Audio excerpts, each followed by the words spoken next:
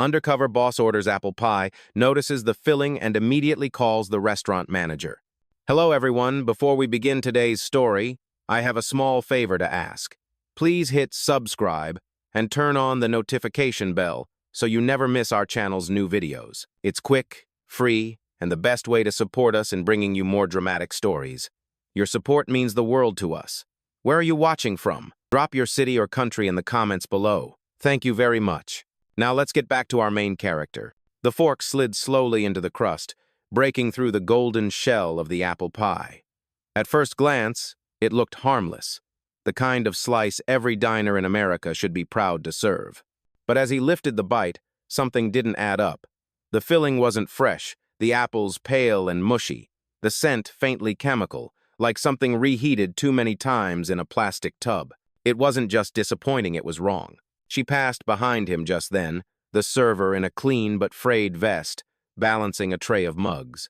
Her steps slowed when she saw the slice on his plate. She didn't say a word, but her eyes flickered, a subtle flash of guilt and fear. He caught it instantly. She knew. And the way she kept walking told him everything he needed. Whatever was wrong with that pie wasn't an accident. The diner itself felt ordinary red and white checkered tablecloths, framed photos of classic cars, the low hum of a neon sign outside the window, men in pressed shirts hunched over their coffee, talking about work and sports. No one paid attention to the stranger in the cap at the corner booth. That was the point. He had come to be invisible. He cut another bite, slower this time, as though tasting wasn't the goal, but listening was. The crust crumbled too easily, the apples inside limp, like they'd been sitting in syrup weeks too long. He leaned back, letting the bitter aftertaste linger. This wasn't pie from a kitchen proud of its craft. This was something purchased cheap, served fast, disguised as homemade. When the waitress returned to refill his cup, he asked casually, voice low, "This pie, is it baked here?" Her hand trembled just slightly as she poured. She didn't meet his eyes. "We get it from a supplier," she said, careful, like the words themselves might be overheard. Then she straightened, offered the kind of polite smile that didn't touch her face, and moved on. He watched her cross the tiled floor toward the counter, where the manager stood laughing with a regular, crisp shirt, expensive pen in his pocket, posture too relaxed for someone running a morning shift. The server's shoulders tightened when she passed him, her pace quickening as if proximity itself was dangerous. He took another sip of coffee, lukewarm by now, and pulled a small notebook from his jacket pocket. The cover was worn, the edges curled. He flipped it open and jotted just 4 words. Pie. Not safe. Watch. Then he closed it, slid it back under his hand, and let his eyes return to the plate. Around him, the diner carried on as if nothing was wrong. Forks clinked against plates. A man near the window laughed too loud at a joke. A new customer slid into the booth across the aisle. Normal life unfolded, blind to the truth sitting right in front of them. But he wasn't here for breakfast. He was here for answers. And that first bite of pie had already told him this branch of his company was hiding something no menu could reveal. The pie sat half-eaten on the plate, its crust collapsing under the weight of its own soggy filling. He didn't touch it again. Instead, he let it sit there as a reminder, a silent piece of evidence no one else seemed willing to notice. Outside the window, the morning sun broke through a thin haze. The neon sign still buzzed faintly, open 24 hours, flickering like it had for years. The diner looked ordinary, the kind of place families stopped after church or workers came to between shifts. To anyone else, it was just another breakfast crowd. To him, every detail was a clue. He adjusted the brim of his cap and leaned back, eyes scanning the room without moving his head. The waitress from earlier, her name tag read Emily, was already at another table, balancing 2 plates and a carafe of coffee. Her uniform was clean but faded, her apron slightly frayed at the edges. She worked with precision, pouring coffee smoothly without spilling a drop, listening carefully to each order. She wasn't rushed, she wasn't sloppy, she was intentional. And yet her pace carried a quiet tension, like she was walking a tightrope no one else could see. Near the counter stood the manager, Brad Coleman, late 30s, maybe early 40s. His shirt was crisp, his smile practiced. He laughed loudly with a man in a suit, one of the regulars by the sound of their conversation. The way Brad carried himself told a story. He believed he owned this room, He didn't, but Emily's eyes avoiding him when she passed by said everything about where the power really rested. The undercover boss, known here only as a stranger named Mark, studied the flow of the floor, the way certain employees avoided the register, the way two young men in perfectly pressed uniforms lingered near the POS terminal but never carried trays. Their job wasn't serving food. Their job was standing guard over the machine that handled every transaction. He sipped his coffee slowly, the bitterness sharper now than before. On paper, this branch of the chain looked fine. Sales strong, reviews steady, turnover higher than expected but not catastrophic. But numbers never told the whole story. He'd learned that years ago. If you want to know the truth about a restaurant, don't ask the manager. Watch the staff at 7 a.m. That's when the cracks show. From his corner booth, he saw Emily again, moving with that same quiet determination. She refilled a mug at table 4, picked up plates from table 6, and still found time to coach a younger server who looked lost with the register codes. Her voice was low, patient, teaching without judgment. That wasn't the behavior of someone disengaged. That was someone invested, someone who cared. And yet, when it came time to process payments, Emily never touched the register. She passed slips to the counter where the two young men, Brad's nephew Tyler among them, swiped the cards, tapped the screen, and pocketed the digital tips that should have been shared. He'd seen enough in the past to recognize the pattern. Access restricted, roles manipulated, and those doing the most work cut off from the flow of money. Mark Jackson Reeves, in reality, didn't move. He let the scene play out like a stage, memorizing every cue. He reached into his pocket and felt the worn edge of his small notebook. He opened it beneath the table, scribbling short lines. Emily works hardest. No register access. Tyler POS control. Brad oversight. Pattern repeats. A plate clattered against porcelain at the next table. The sound snapped him back. He glanced around, noticing again how no one else reacted. Customers ate in peace, oblivious. Staff moved in routines, their faces unreadable. To them, this was normal. To him, it was the beginning of a system cracking open. He closed the notebook and set it beside the cold slice of pie. The apples had gone gray, the syrup thickened like glue. A symbol, he thought, of everything hidden under the surface. 3 days from now, he knew, this plate would be remembered as the first sign. The morning he sat down for pie and coffee, pretending to be ordinary, and realized something extraordinary was wrong. He took another sip of coffee and let the bitterness settle. He hadn't come for breakfast. He'd come for the truth.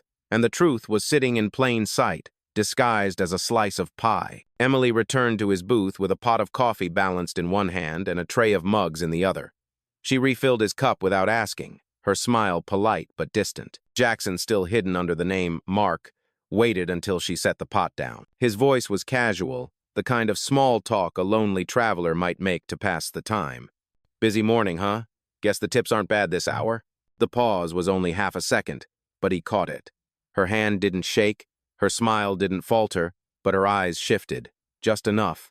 Morning shifts are the worst for tips, she said quietly, almost lost beneath the hum of the espresso machine.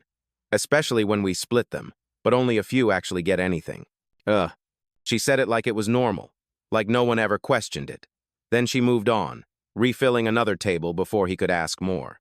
But those words hit harder than the stale pie. Only a few actually get anything. He watched her weave through the tables, moving faster than anyone else on the floor. 2 servers leaned near the counter, arms crossed, laughing at something on a phone. Neither of them carried trays, neither touched coffee pots. But when customers reached for their wallets, those 2 were the ones who stepped forward, tapping the POS screen and pocketing the digital tips that followed. Jackson's jaw tightened. The system had been designed for fairness, equal distribution, role-based access tied to the job. If Emily didn't have access, that wasn't an oversight. That was deliberate. When she returned with a tray of plates, he spoke again, low and careful. Why don't you process the payments yourself? She didn't stop moving. Her hands placed each plate gently. Her posture never broke, but her voice dropped to a whisper. I don't have access. The POS only allows certain roles. If your role isn't assigned, you don't get digital tips either. I'm listed as supplemental staff. It's basically invisible. She straightened, adjusted her apron, and walked away before anyone could see her lips move. Jackson's eyes followed her for a moment, then shifted to the counter. Brad Coleman leaned against the register, laughing with a customer. Crisp shirt, slick smile, the image of competence. But Tyler, his nephew, if memory served, was the one running every payment. Young, hair gelled, uniform spotless. Each transaction slid through his hands while others worked the floor. Jackson reached for his coffee but stopped when Emily passed again. This time, she slid something onto the table so lightly it didn't make a sound. A small paper notebook, the cover bent, the edges soft from use. She didn't say a word, didn't look at him, just kept walking. He placed his hand over it, shielding it from view, then opened it slowly under the table. Inside were pages filled with dates, table numbers, bill totals, and 2 columns of figures, one marked POS tip, the other actual received. Red circles highlighted the gaps. Notes in the margin told the rest of the story. Shifts where she served 10 tables but received only a fraction. Mornings where $40 of tips became $6 in her pocket. One page stood out. In the margin, her handwriting read, "Lost $612 this month. Can't prove it without help." He closed the notebook carefully, sliding it back across the table when she passed again. Her eyes met his for the first time. There was no plea, no drama, just exhaustion, the look of someone who had stopped expecting fairness. He felt a weight settle in his chest. A restaurant could survive tight margins, even bad reviews. But when the best people started believing the system didn't see them, that was rot spreading from the inside out. Jackson didn't react outwardly. He simply pulled out his phone, snapped photos of each page while shielding the movement with his coffee cup, then slid the notebook back into place. Before she walked away again, he scribbled on a sticky note and tucked it inside. "Keep documenting. Don't give this to anyone. Wait for me to return." She glanced at him once more, eyes flickering with the faintest spark of hope, then tucked the notebook back into her apron. At the counter, Tyler tapped the POS screen again, flipping through menus with a rhythm too confident for a part-time server. For just a second, Jackson caught a glimpse. User role settings. Access level. Advanced. Username. Tyler C. His coffee had gone cold, but he no longer needed caffeine. His blood was already heating, not from anger, but from clarity. The investigation had begun. The diner carried on as if nothing unusual had happened. Forks scraped plates, the coffee machine hissed, and conversation blended into the low hum of a typical morning. But Jackson sat still in the corner booth, the weight of Emily's notebook heavy in his mind. He didn't need to turn the pages again. He'd memorized the evidence, each red circle, every note scrawled in the margins. What she had built wasn't just a diary, it was proof. A trainee near table 5 fumbled with her tray, her hands shaking as she struggled to enter an order into the terminal.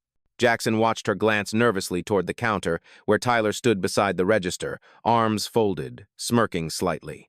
She hesitated, unsure of which buttons to press. Before she could ask for help, Emily appeared at her side. Emily crouched down, her voice low but steady, showing the young girl how to adjust the code for a custom order, how to flag allergens, how to mark a comp request. Her guidance was patient, kind, but there was a warning in her tone when she added, "Careful not to let Tyler handle your entries. He won't do it right. He won't do it for you." Jackson's jaw tightened again. That wasn't just resentment, it was survival advice, whispered like a secret in enemy territory. At the counter, Brad Coleman returned, clapping Tyler on the shoulder before disappearing into the back office. Tyler didn't miss a beat. As soon as Brad was gone, he leaned closer to the screen, his fingers moving quickly through menus that no server should even be able to see. For a moment, the glow of the screen lit his face. Jackson's angle gave him just enough to catch the words, "Create custom sub-roles, limit access, redirect tip control." It wasn't theft in the traditional sense. It was cleaner, buried inside configuration screens. To anyone glancing over his shoulder, it would look like harmless technical adjustments. But Jackson knew better. This was systemic fraud, dressed up as administration. A voice carried from the other end of the diner. "That's weird," said Chase, the second server who'd been lingering near the register earlier. He frowned at the screen. "I could log in yesterday. Today it says restricted access." Tyler didn't even look up. He tapped a few keys, then leaned back with a faint smile. "Probably just a glitch. I'll take care of it." Jackson leaned forward slightly, his hand wrapped around his coffee cup. To anyone else, he was just another customer finishing a meal. But in his mind, Pins were landing on an invisible map. Tyler's smile, Chase's confusion, Emily's notebook, all of it fit together. A structure had been built here, not to serve customers, but to siphon trust away piece by piece. He exhaled slowly, pulling his phone from his pocket under the cover of the table. He opened his contacts and scrolled to one name he trusted. Mara Lynn, head of internal investigations. 7 years with the company. Quiet, efficient, relentless. She had dismantled 3 embezzlement schemes without a single press leak. He pressed call. When she answered, he didn't waste time. Mara, it's me. We have a problem. The POS system is being manipulated. I need you to go in quiet. Line by line, every role assignment, every tip account. Don't alert the branch. She didn't ask questions. She never did. Her voice was calm, firm. Understood. Jackson ended the call and slipped the phone back into his pocket. The bell over the diner door jingled as a new customer walked in, but no one noticed the storm that had just begun. Within the hour, branch number 28's POS terminal would be switched into silent audit mode. The staff would continue serving coffee and pie, laughing with customers, pretending everything was normal. But behind the screen, every keystroke would now be tracked. Every role change, every override, every hidden tier would be logged without their knowledge. Jackson's coffee was stone cold. He pushed the cup aside and let his eyes return to Emily. She was wiping down a table with deliberate care, her expression calm but tired. She had no idea that her notebook, those quiet red circles, had just triggered an investigation that would shake the foundation of the branch. He leaned back, silent. To anyone watching, he was just another man finishing breakfast. But inside, the decision had already been made. This wasn't about pie anymore. This was about integrity. And someone here was about to learn that the system they thought was invisible had finally started to see them. The morning rush thinned, leaving only a few scattered tables occupied. Outside, the drizzle had stopped, sunlight cutting through the diner's wide front windows. To anyone walking by, it looked like another slow weekday morning. Inside, everything seemed ordinary. But beneath the surface, the silent audit had already begun. Findings started coming in before noon. Mara's team flagged the first anomaly within hours, a hidden access tier buried in the system, labeled Preferred Internal. It didn't appear on the public-facing staff permissions. On paper, it didn't even exist. Yet 3 accounts carried the hidden role. Brad Coleman, the branch manager, Tyler C., part-time server, and one more, Kitchen Support 03. The name raised alarms instantly. According to payroll, that slot belonged to a man named Marcus Hill. Records showed him clocking in for 21 of the past 25 mornings.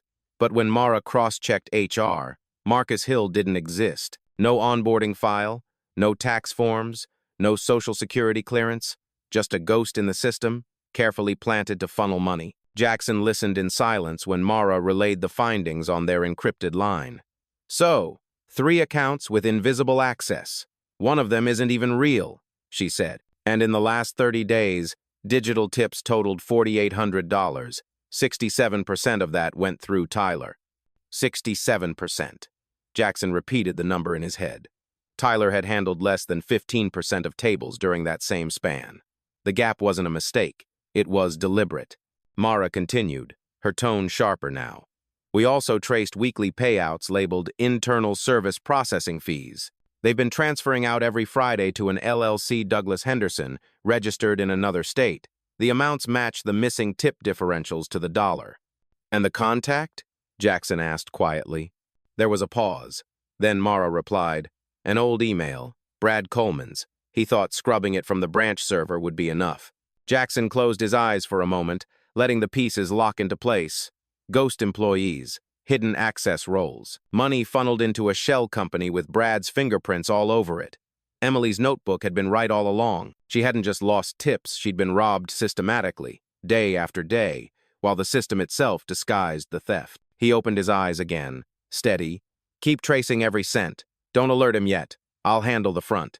Mara's voice was calm, resolute. Understood. The line went dead. Jackson slipped the phone back into his pocket. Across the diner, Emily leaned against the counter, scribbling something on her order pad while Tyler tapped idly at the register, his smirk growing as if he knew the game was his to play. Customers laughed at a corner booth, oblivious to the fact that the man in the cap sipping cold coffee had just uncovered a fraud worth thousands. The system Brad built was clever. Hidden accounts, invisible tiers, paper trails, masked as processing fees. It had worked long enough to convince everyone else. But now, every keystroke was recorded, every transfer tagged. The cracks were widening. Jackson pushed the untouched pie away. The apples had turned gray, the syrup thick and stagnant. It wasn't just food anymore. It was a symbol of everything rotten hidden behind polished surfaces. And as he sat back in that corner booth, silent and unseen, he knew the moment was coming. The day when Brad would no longer be the man laughing at the counter, but the one staring at the evidence laid out in front of him with nowhere left to run. By the next morning, the audit logs painted a picture even uglier than Jackson expected. Mara's team moved fast, pulling data from Branch 28 without tripping alarms. Every role change, every override, every hidden transaction flowed onto their dashboard, and every line confirmed what Emily's notebook had already whispered. At 7:14 a.m., Tyler's account reassigned himself full access again, bypassing normal approvals. At 7:16, Chase, the other young server, tried to log in and was denied. At 7:20, the Kitchen Support 03 account routed another batch of tips through the hidden tier. The theft wasn't sloppy. It was meticulous, designed to look like configuration quirks, glitches only a manager could fix. But the audit stripped away the disguise. This wasn't a mistake. It was architecture. Back in the diner, Jackson blended in, the brim of his cap pulled low as he sat in the same corner booth. His coffee had gone cold again, but he didn't care. He was watching. Emily worked the floor with the same steady rhythm, carrying plates, refilling mugs, cleaning as she went. She didn't know the audit was running, but she felt something in the air. Each time she passed the counter, her shoulders stiffened. Brad emerged from the office just before 8, his voice booming as he slapped a regular on the back. He looked like a man in control, shaking hands, smiling, playing host. But Jackson saw the small tells, the way he checked the register screen more than once, the way his hand lingered on Tyler's shoulder like a silent signal. Jackson let the scene play out, committing every detail to memory. To the customers, Brad was just another confident manager. To the staff, he was the gatekeeper of their pay. To Jackson, he was already caught. It was just a matter of when to reveal the truth. His phone buzzed under the table. A new message from Mara. We confirmed shell payments. Douglas Henderson LLC received $4,832 in the past month. Friday transfers, every week without fail. All routed by Brad's credentials. Jackson's eyes stayed on Brad as he read the words. The man laughed with a family at table 3, poured a cup of coffee like he was part of the team. But the evidence was overwhelming now. Ghost employees, hidden tiers, a shell company with his email buried in the registration. Jackson typed a single reply. Hold position. I'll handle him face to face. He slipped the phone back into his pocket and leaned back in the booth. Across the room, Emily caught his eye for the briefest second. She didn't know the scale of what had been uncovered, but she knew something was happening.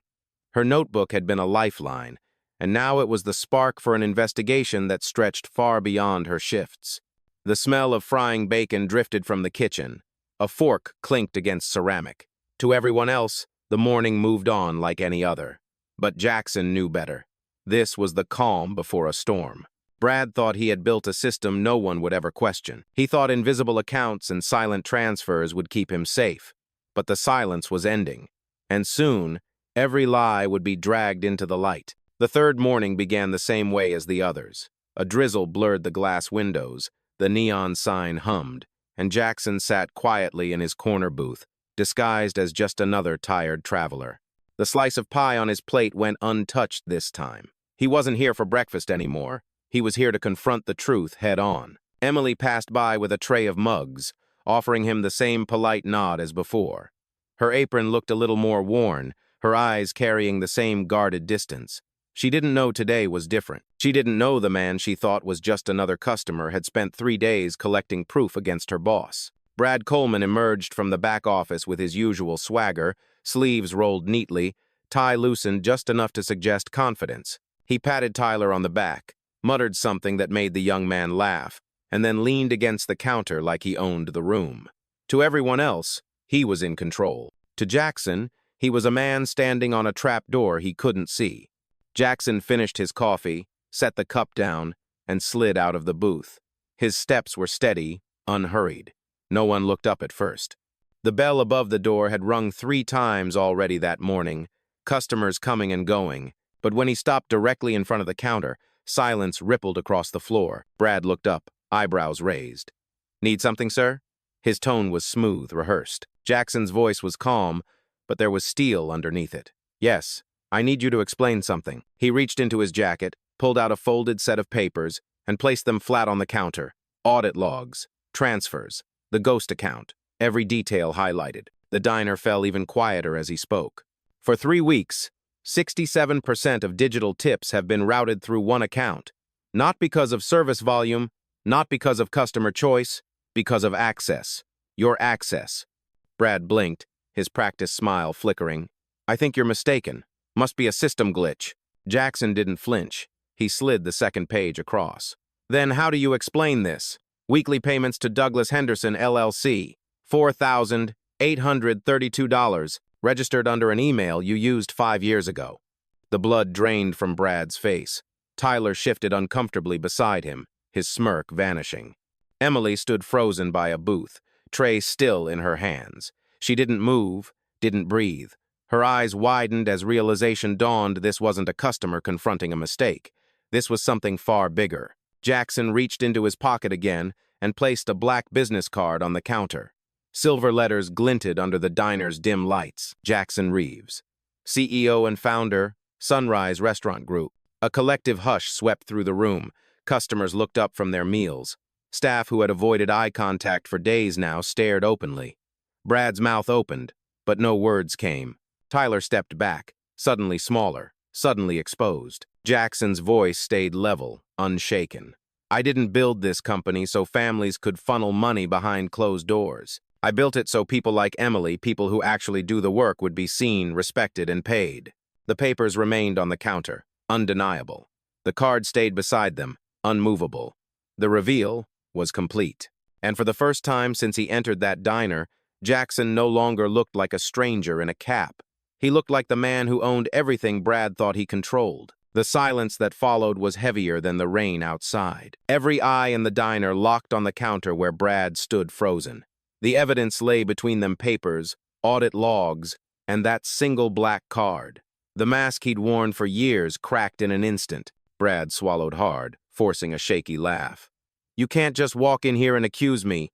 My staff will tell you—" "No," Jackson cut him off, voice low but sharp. "Your staff has been living under your shadow, afraid. But the numbers don't lie, and neither does the notebook you've been ignoring." Emily stiffened at the mention. Slowly, she stepped forward, her hand trembling as she reached into her apron. From it, she pulled the same battered notebook she had once slid across a booth in silence. She placed it on the counter beside the audit logs. The contrast was striking: her handwritten notes and his system data, 2 different worlds telling the same story. The customers leaned in, forks hovering above their plates, coffee forgotten. Even Chase, the other server, stood back from the register, eyes darting between Tyler and Brad. His voice cracked as he spoke, almost to himself. "I told you something didn't add up." Tyler's face pallid. "Uncle Brad, Enough," Brad snapped, but the authority in his voice was gone. It sounded hollow now, desperate. Jackson didn't raise his tone. He didn't need to. His words carried weight because everyone knew they were true. "You manipulated the system. You created ghost employees. You funneled thousands through a shell company you thought no one would check. But you forgot one thing: every system leaves a trail." He turned, addressing not just Brad but the entire room. "And every trail leads somewhere. Today, it led here." Emily's eyes shimmered, not with fear this time, but with something closer to relief. For the first time, she wasn't invisible. Her quiet fight had finally been seen. Brad's shoulders sagged as the room seemed to close in around him. The confidence was gone, replaced by a man cornered by his own arrogance. Jackson pulled his phone from his pocket, dialed with steady hands, and spoke clearly. "This is Reeves. Initiate immediate suspension protocol for Branch 28. Remove Brad Coleman from payroll and system access. Effective now." The words echoed in the diner, final and unshakable. On the other end, Mara's voice came firm and clear. Confirmed. The register screen flickered. Tyler reached for it, but the login request denied him instantly. Chase stepped back, startled. Emily gasped softly.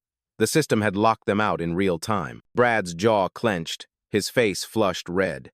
He looked around for support, but none came. The customers stared in disbelief. The staff he once controlled avoided his gaze. Even Tyler shifted away, as if distance could shield him from what had just unfolded. Jackson slipped the phone back into his pocket, calm as ever. This place will continue, but not with you in charge. The room stayed silent, but the silence was no longer heavy with fear. It was the quiet of something breaking and something new about to begin. Brad stood motionless, his world collapsing in front of the very people he once controlled. The register beeped once, then locked him out completely. It was over. The silence in the diner was no longer fear, it was finality. Jackson turned away from him, his gaze settling on Emily. She still held the notebook against her chest, her fingers tight around the worn cover.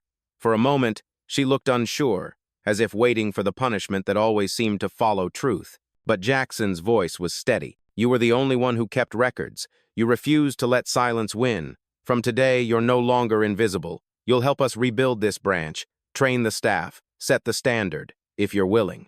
Her breath caught. She nodded, not with excitement, but with the quiet relief of someone finally recognized after years of being overlooked. Around them, the customers began to stir.